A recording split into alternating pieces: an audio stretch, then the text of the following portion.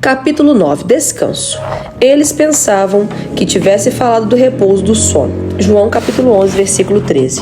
As sagradas escrituras não só falam do descanso, referindo-se a uma necessária pausa do trabalho, com a finalidade do ser humano se recompor, como também o relacionam diretamente com a questão do sono, como constatamos no versículo acima. Neste capítulo, quero apontar a importância de ambos para a nossa saúde e, de modo especial, advertir uma geração hiperativa e notívaga e a preocupar-se mais com a questão do sono como expressão da boa mordomia do corpo. O descanso não é um luxo, é uma questão de sobrevivência.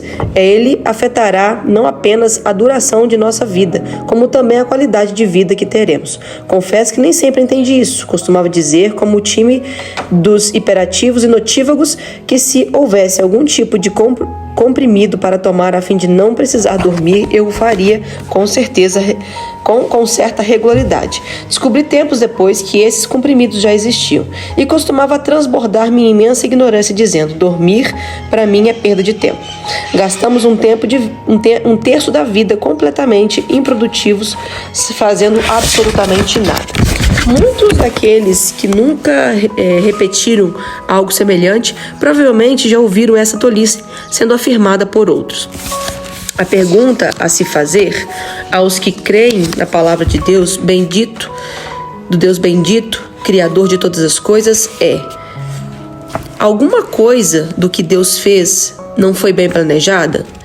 Não reflete a infinitude de sua sabedoria?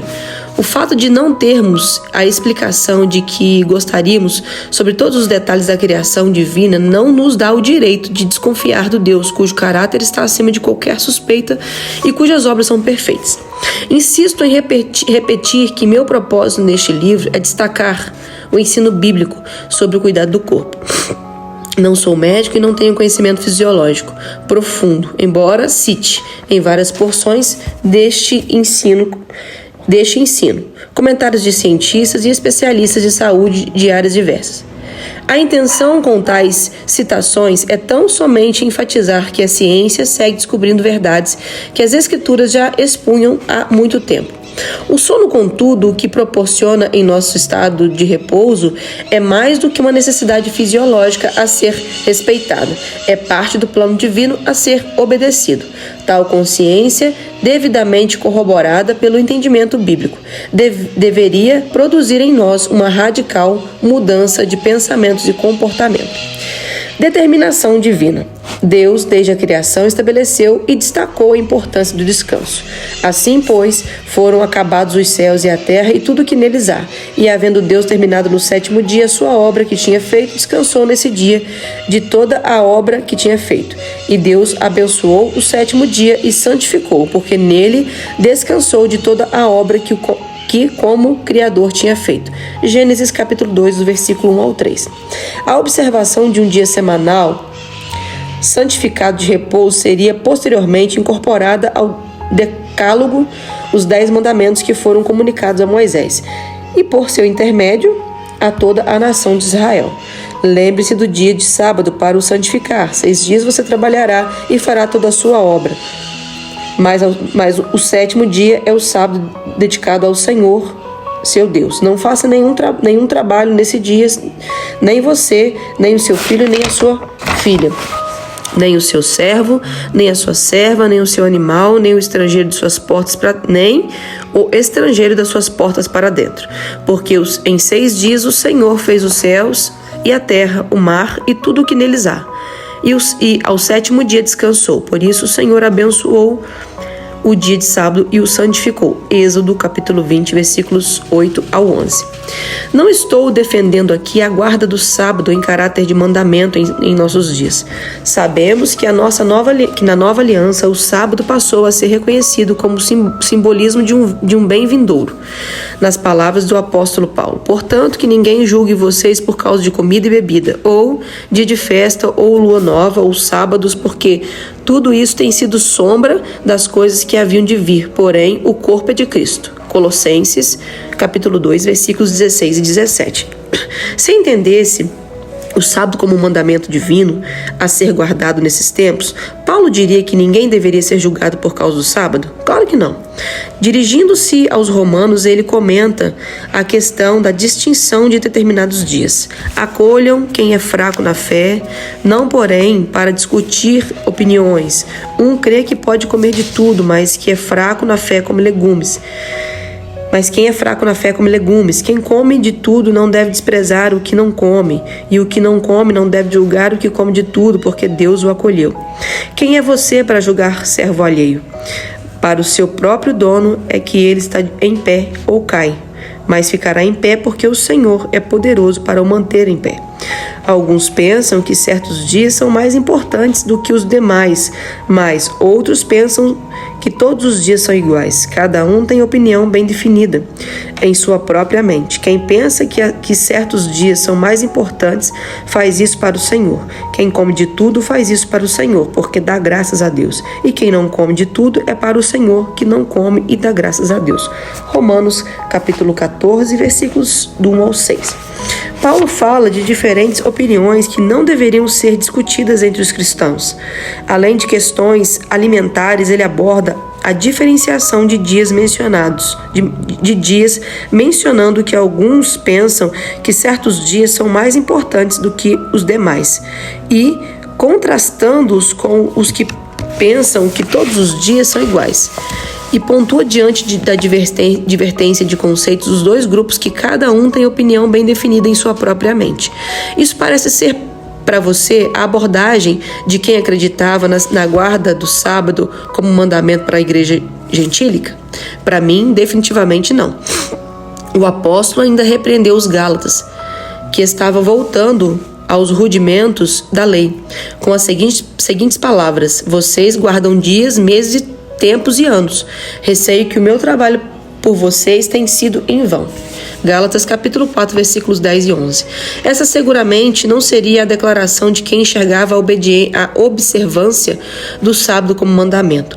O livro de Hebreus, que a exemplo de Colossenses, também aponta que a lei não tinha a imagem exata das coisas, e sim a sombra dos bens vindouros. Hebreus capítulo 10, versículo 1. Sinaliza que resta um repouso sabático para o povo de Deus. Hebreus capítulo 4, versículo 9.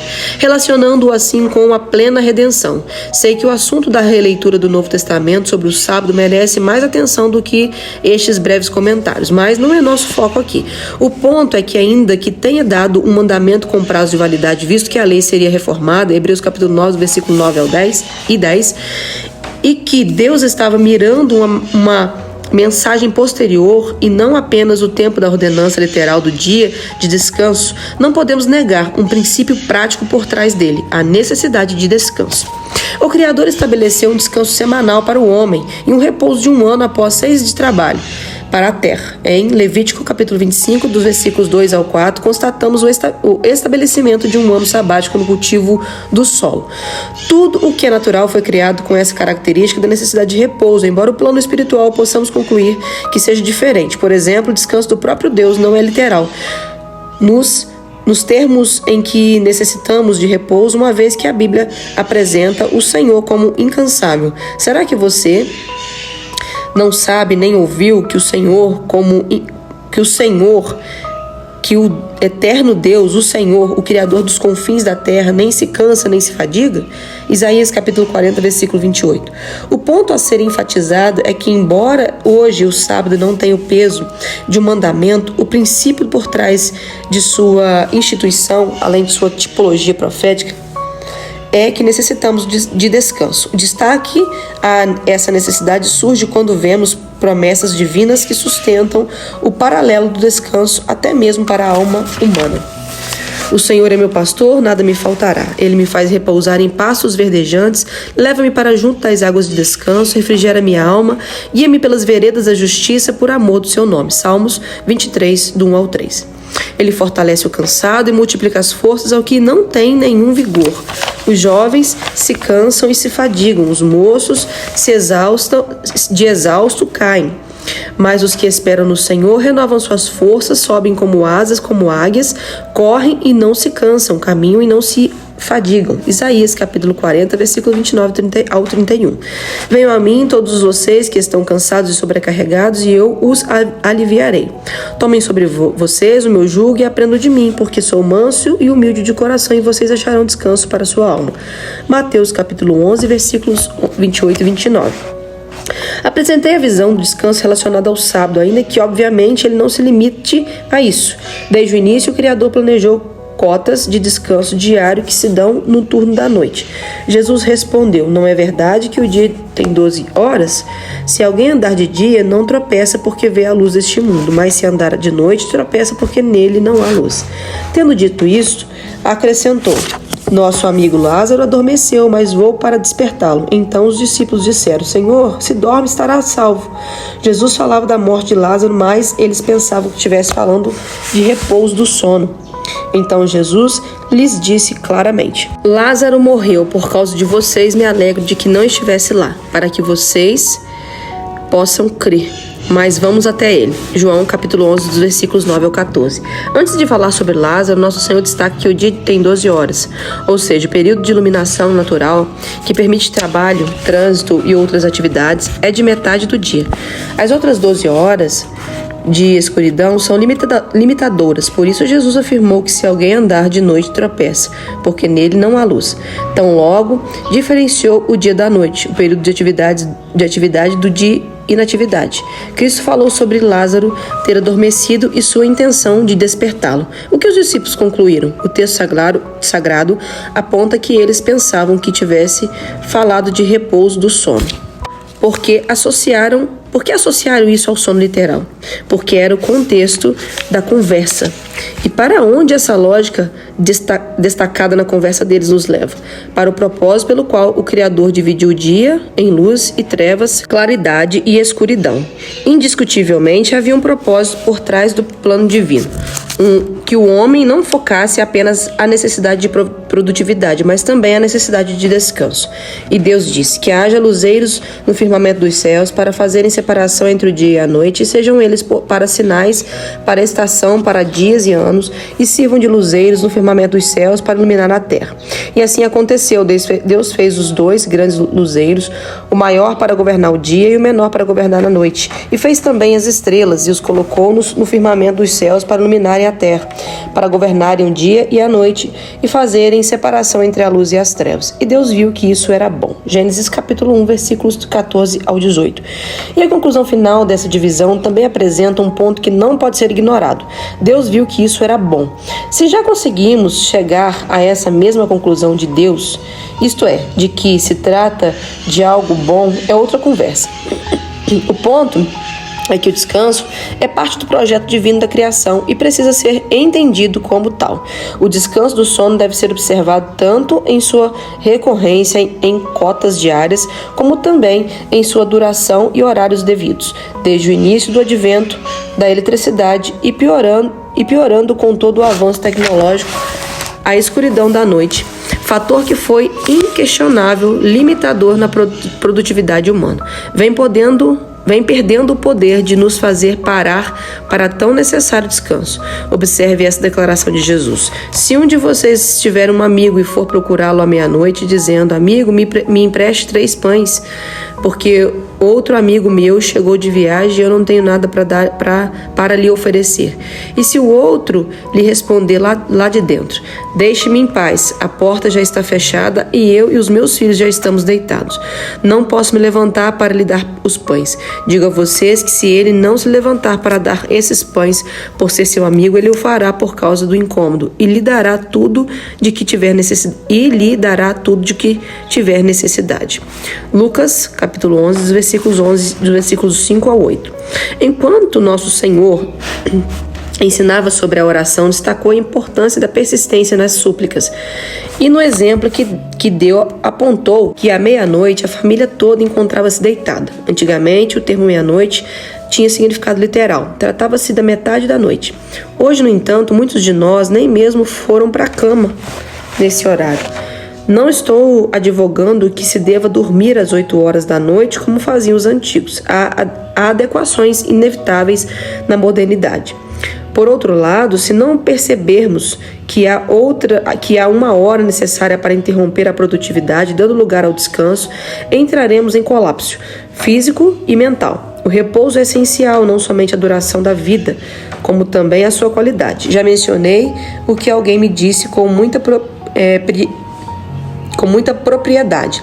Não estou apenas tentando acrescentar mais anos à minha vida, estou procurando também acrescentar mais vida aos meus anos. Se a necessidade de descanso é tão abrangente a ponto de se estender à integralidade do ser humano, espírito, alma e corpo, será que ele deveria ser negligenciado em qualquer uma dessas dimensões? Obviamente que não. Entretanto, essa não é a história que mais se repete. O Senhor disse: este é o descanso, deem descanso ao cansado, e este é o refrigério. Mas eles não quiseram ouvir. Isaías capítulo 28, versículo 12. O que encontramos nessa porção das Escrituras? De um lado, constatamos Deus tanto determinando quanto oferecendo descanso. Do outro, a negligência de seu povo, mas eles não quiseram ouvir. Triste, mas a humanidade segue achando-se mais sábia do que o próprio Criador, ignorando conscientemente ou não seus santos conselhos. E qual é o resultado de tal rebeldia? O que acontece quando não observamos os princípios divinos? Uma hora a conta chega. Um pensamento que nos é comum no vigor da juventude é o de que o descanso negligenciado jamais cobrará sua conta. Grande engano, é só uma questão de tempo, uma hora a conta chega.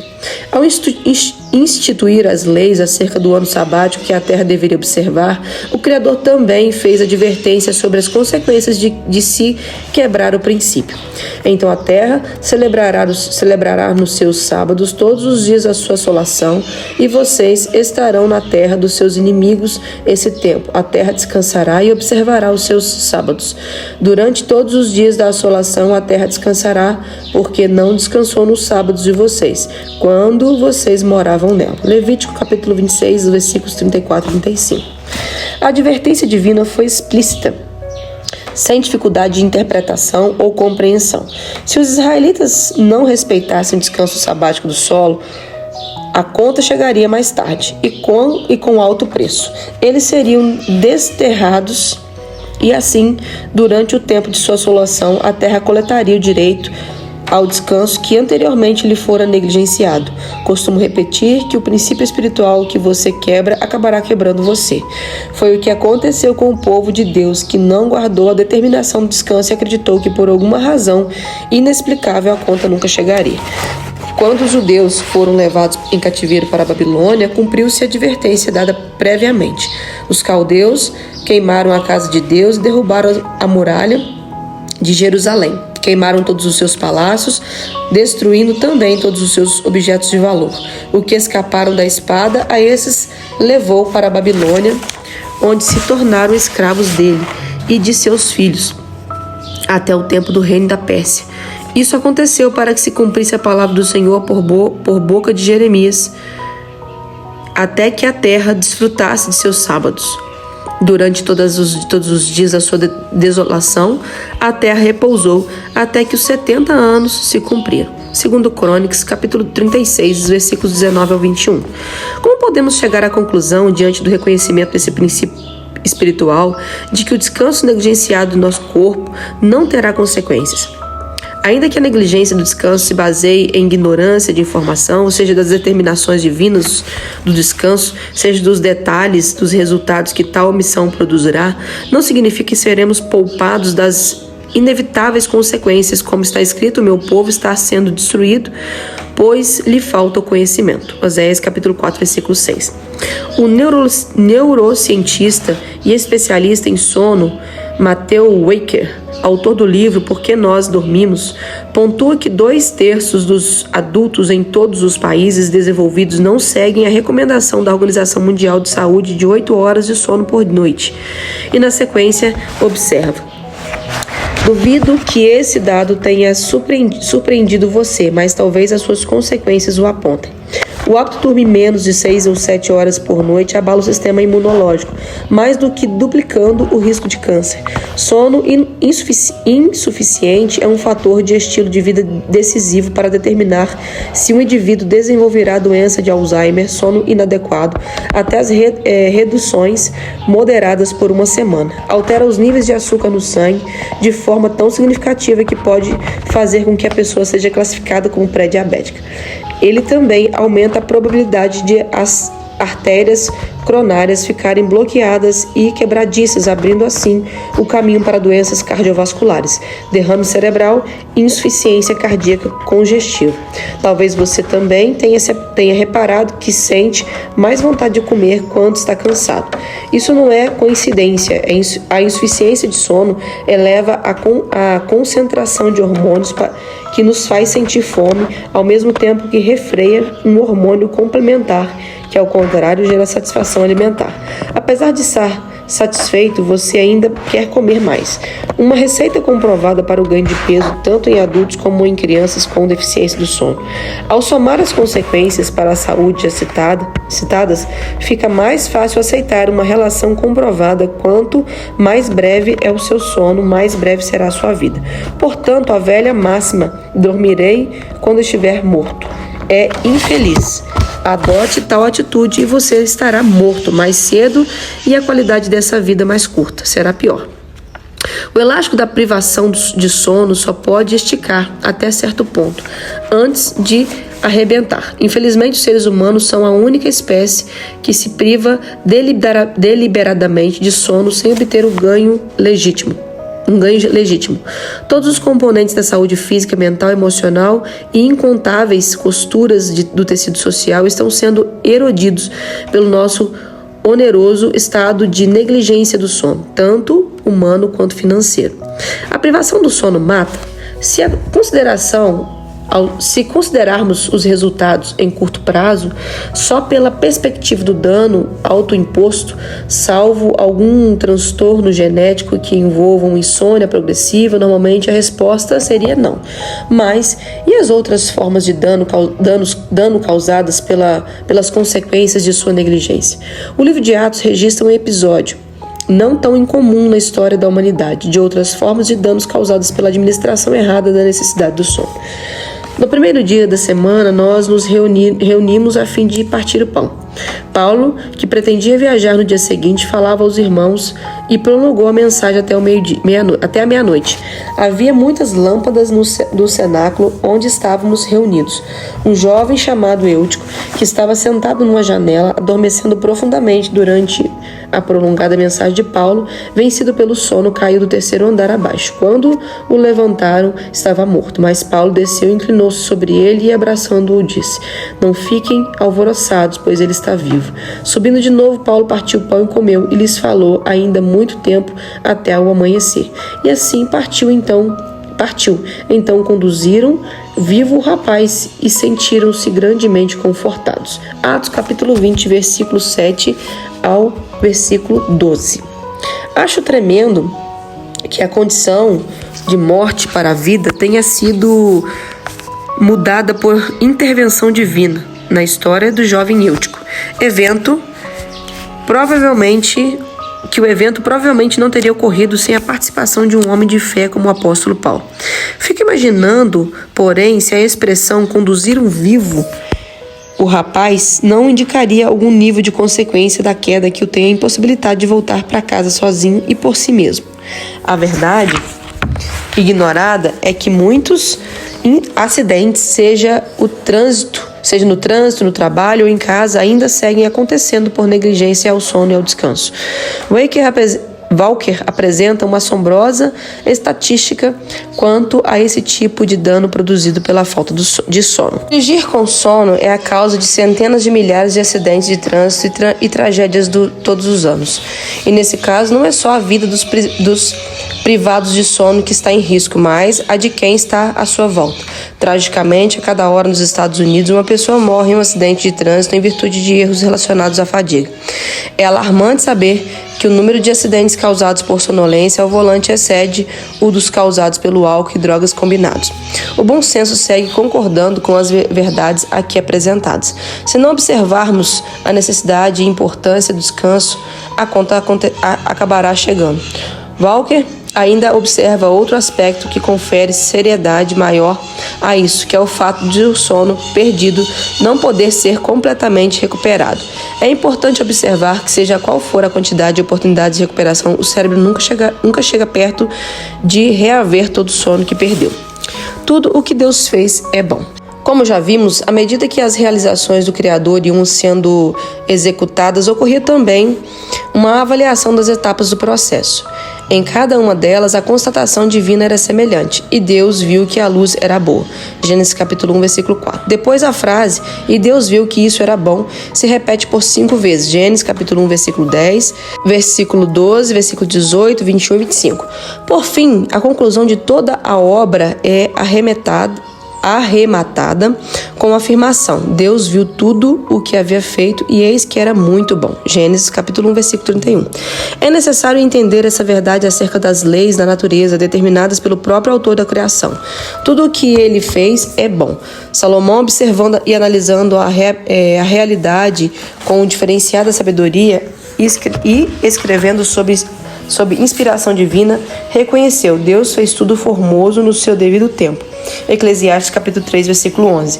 O Deus Altíssimo, ao determinar que toda a criação necessita de descanso, revelou que mais uma vez, como sempre, faz tudo muito bem. E essas leis não são mutáveis nem transitórias, elas permanecem eternamente. Sei que tudo o que Deus faz durará eternamente, sem que nada possa ser acrescentado nem tirado, e que Deus faz isso para que as pessoas o temam. Eclesiastes capítulo 3, versículo 14. O profeta Daniel asseverou que o Senhor é justo em tudo o que faz. Daniel capítulo 9, versículo 14. E ao estabelecer as leis que regem o mundo natural, sua própria criação, ele não faltaria com a justiça, traço inquestionável de seu caráter. Então, por que não aceitamos isso com fé da forma mais simples possível? Por que resistimos ao funcionamento das suas leis? O sono não é exigência exclusiva dos seres humanos, embora tenhamos algumas características singulares, especialmente no tocante aos sonhos. Mateus assevera, sem exceção, todas as espécies animais estudadas até hoje dormem ou fazem algo notavelmente parecidos com dormir. O especialista do sono pontua ainda que não temos dormido como deveríamos e que o número de turnos de sono, sua duração e o momento em que ele ocorre foram totalmente distorcidos pela modernidade. Jesus, enquanto vivia na condição humana, demonstrou respeito às leis naturais, o que incluía o reconhecimento de limitações humanas como descanso e a devida resposta a isso, o descanso, pois tudo o que Deus fez é bom. Assim, Jesus chegou a uma cidade samaritana chamada Sicar, perto das terras de Jacó, que tinham dado ao seu filho José. Ali ficava o poço de Jacó. Cansado da viagem, Jesus sentou-se junto ao poço. Era por volta do meio-dia. João, capítulo 4, versículos 5 e 6. Mesmo sendo filho de Deus, Cristo viveu limitado a um corpo que se cansava. Foi o que aconteceu nessa viagem, uma vez que ele e os discípulos haviam caminhado uma longa distância sob o sol intenso. O texto diz que era por volta do meio-dia. A menção de Jesus sentando-se junto ao poço por motivo de cansaço não sugere outra coisa que não a necessidade de recompor-se fisicamente. Outra passagem bíblica que chama minha atenção nesse sentido trata da ocasião em que nosso Senhor dorme em um barco em meio a uma tempestade. Ora, levantou-se grande temporal e vento, e as ondas se arremessavam contra o barco, de modo que o mesmo já estava se enchendo de água, e Jesus estava na popa, dormindo sobre o travesseiro. Os discípulos o acordaram e lhe disseram: Mestre, o Senhor não se importa que pereçamos? Marcos capítulo 4, versículo 37 e 38. Quem conseguiria dormir em uma embarcação agitada pelas águas, sendo encharcados pela chuva e pelas ondas que se arremessavam contra o barco? Somente alguém que se encontra extremamente cansado já dormiu em aviões e veículos chacoalhando, e sempre isso só se deu quando eu me encontrava esgotado fisicamente. Não creio que esses detalhes sobre a vida ministerial de Jesus, o que inclui tanto sua produtividade quanto sua necessidade de descanso, foram registrados à toa, uma vez que a própria Escritura atesta que tudo o que no passado foi escrito para o nosso ensino foi escrito. Romanos capítulo 15, versículo 4. Jesus demonstrou com seu estilo de vida que devemos nos sujeitar às leis divinas da criação e dar ao nosso corpo o devido descanso. Quais seriam então os propósitos e benefícios do sono? Walker resume-os com as seguintes palavras: ele proporciona vários benefícios garantidores da saúde, possíveis de serem adquiridos pelo uso contínuo a cada 24 horas, caso se queira. Muitos não querem. No cérebro, o sono potencializa uma diversidade de funções, incluindo a nossa capacidade de aprender, memorizar e tomar decisões e fazer escolhas lógicas. Ao benevolentemente reparar nossa saúde psicológica, o sono calibra nossos circuitos cerebrais e emocionais, permitindo-nos enfrentar os desafios sociais e psicológicos do dia seguinte com sereno autocontrole. No andar de baixo, no restante do corpo, o sono reabastece o arsenal do nosso sistema imune, ajudando a combater o câncer, prevenindo infecções e nos protegendo contra todo tipo de doenças. O sono reforma o estado metabólico do corpo, ajustando o equilíbrio de insulina e glicose circulante. Também regula o apetite, ajudando a controlar o peso corporal ao substituir uma alimentação repulsiva pela escolha de alimentos saudáveis. O sono abundantemente mantém um florescente microbioma no intestino, no qual, como já se sabe, boa parte da nossa saúde nutricional começa. O sono adequado está intimamente associado à boa forma do sistema cardiovascular, baixando a pressão sanguínea ao mesmo tempo que mantém o coração em boa condição. Sim, uma alimentação equilibrada e a prática de exercícios são de importância vital. Porém, agora o sono é tido como uma força preponderante nessa trindade da saúde. O prejuízo físico e mental causado por uma noite de sono ruim é maior do que os causados por uma equivalente falta de alimento ou de exercício. É difícil imaginar qualquer outro estado natural ou criado pelo uso de medicamentos que propicie uma reparação mais poderosa da saúde física e mental em todos os seus níveis de análise. Com base em uma rica e nova compreensão científica do fenômeno do sono, já não é preciso perguntar para que serve dormir. Agora somos obrigados a questionar se há alguma função biológica que não seja beneficiada por uma noite bem dormida. Até o momento, os resultados de milhares de estudos indicam que não há. Portanto, quando nos recusamos a respeitar a necessidade de descanso, nossa atitude, além de rebelde, também é tola. Como ignorar a sabedoria divina? Como podemos ser tão prepotentes a ponto de achar que entendemos melhor o funcionamento da criação do que o próprio Criador? Seguramente, isso não é sensato. Afiando o machado. O mundo da comunicação costuma usar um mote ao referir-se à forma como se trabalha as artes visuais. Mais é menos e menos é mais. A essência por trás da fala conclusiva é a de que, não raro, muita informação acaba tendo menos impacto, ao passo que, em contrapartida, menos informação produz maior impacto. Penso que, em termos de produtividade de nosso corpo, a frase também funcione bem. Menos produtividade em razão da interrupção do descanso é mais. Mais saúde, disposição, energia e longevidade, determinando assim uma produtividade eficiente e contínua. Por outro lado, mais é menos. Ou seja, quanto mais trabalhamos sem a devida recomposição provida pelo descanso, a qualidade da produtividade, bem como sua continuidade, acaba sendo comprometida. Uma verdade espiritual que se aplica muito bem nesse contexto é a que nos foi comunicada no livro de Eclesiastes. Quem arranca pedras será ferido por elas, e o que racha lenha se expõe ao perigo. Se o machado está embotado, e ninguém o afia, é preciso redobrar a força, mas com sabedoria se obtém o êxito. Eclesiastes capítulo 10, versículo 9 e 10. Consideremos juntos essa verdade apresentada pelas Escrituras. O contexto exposto no versículo 9 aponta para quem racha lenha. E então, depois de enfatizar a atividade, passa a falar da ferramenta. O machado, se o corte do machado estiver embotado, será necessário mais esforço, energia e tempo para concluir a tarefa do que o normal. Entretanto, se houver a sabedoria de fazer uma pausa no trabalho com a finalidade de recuperar a eficiência da ferramenta amolando seu corte, o resultado será uma produtividade maior com menor recurso de energia e tempo. Essa é a razão da palavra de Deus afirmar que a sabedoria de se afiar o machado é determinante no resultado do trabalho. Ninguém pode alegar não poder parar de cortar lenha para afiar seu machado, em nome de comprometimento da produtividade. A lógica aponta para a direção contrária. Não pausar temporariamente para dar à sua ferramenta melhores condições de trabalho é que merece classificação de contraproducente. Ainda assim, muitos de nós, como foi o meu caso, deduzimos que o descanso é perda de tempo. Recordo-me da ocasião que o Dr. Aldrin Marshall proporcionou-me esse entendimento por meio de uma ilustração. Ele disse: imagine um parque de diversão que funciona todos os dias ininterruptamente, recebendo milhares de visitantes. Todos os dias, quando as pessoas chegam, o parque está limpo e organizado.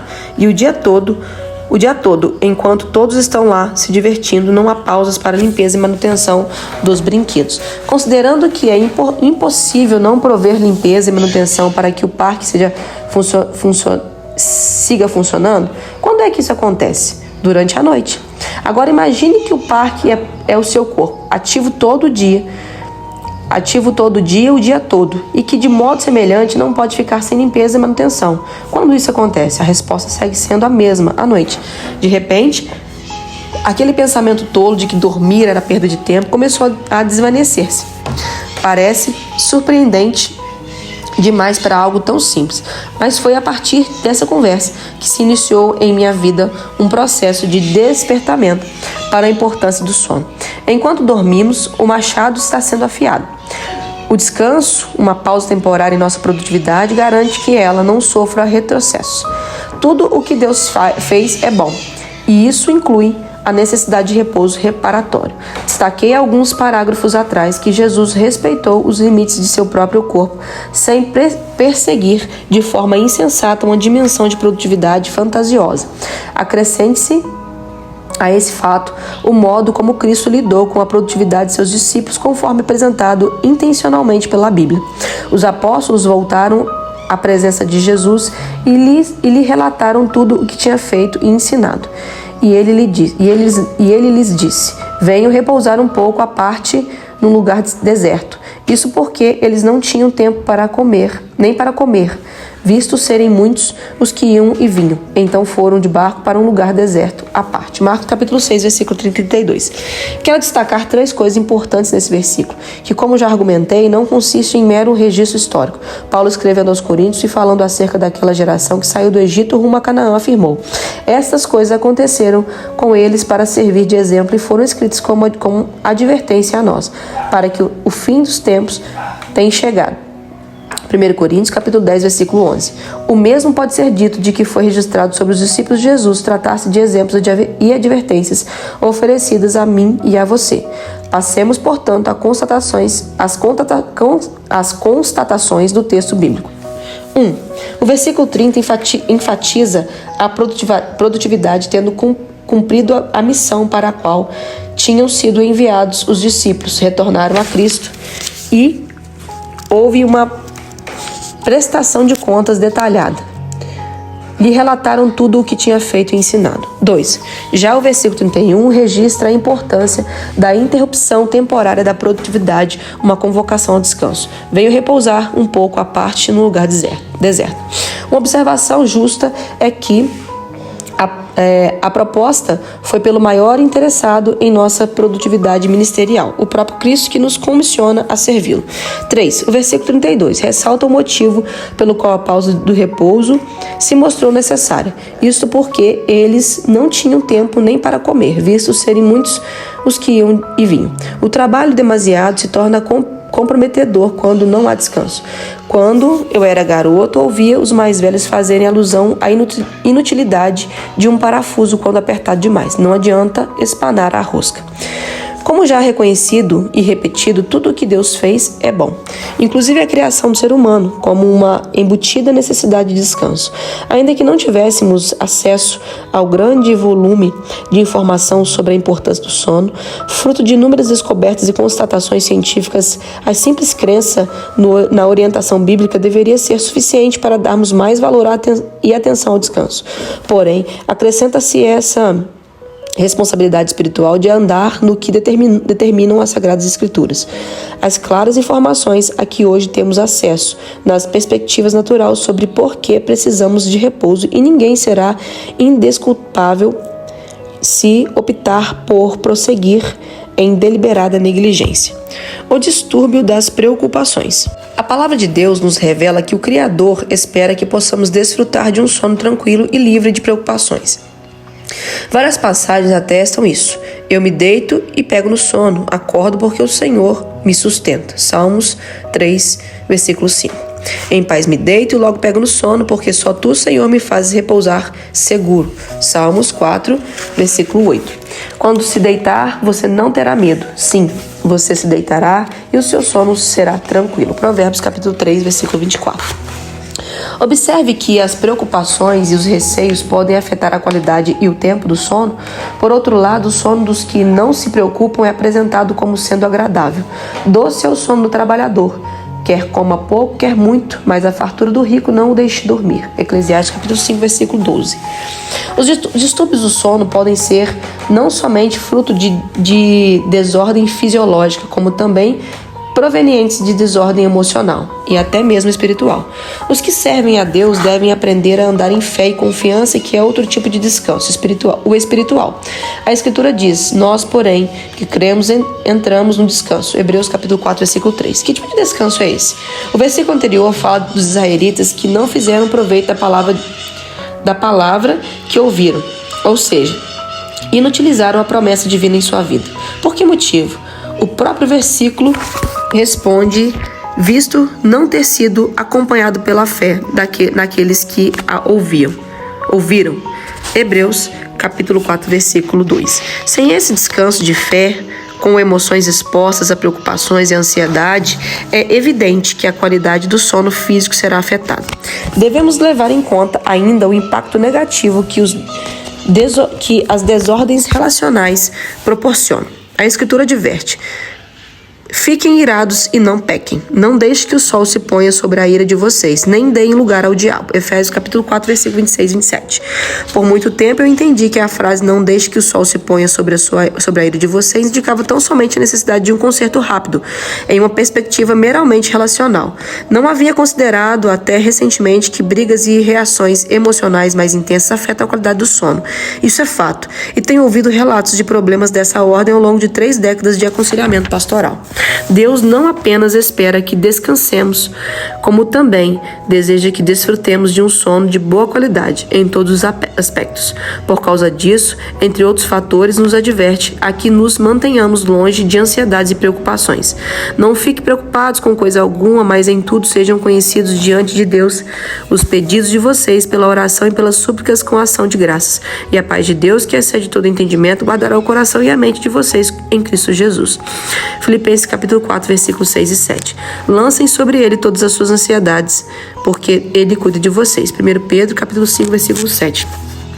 Ainda que o enfrentamento da ansiedade seja um tema complexo, que demanda atenção especial e aspectos psíquicos e somáticos, e não caberia aqui discuti-los a fundo, é imprescindível que o cristão compreenda a importância de lançar todas as preocupações sobre o nosso Deus cuidadoso e revisitar constantemente as promessas do seu amor leal. Além de nos fortalecer na fé, isso resultará também em noites tranquilas de sono e consequentemente, benefícios para a nossa saúde. Ou seja, trata-se do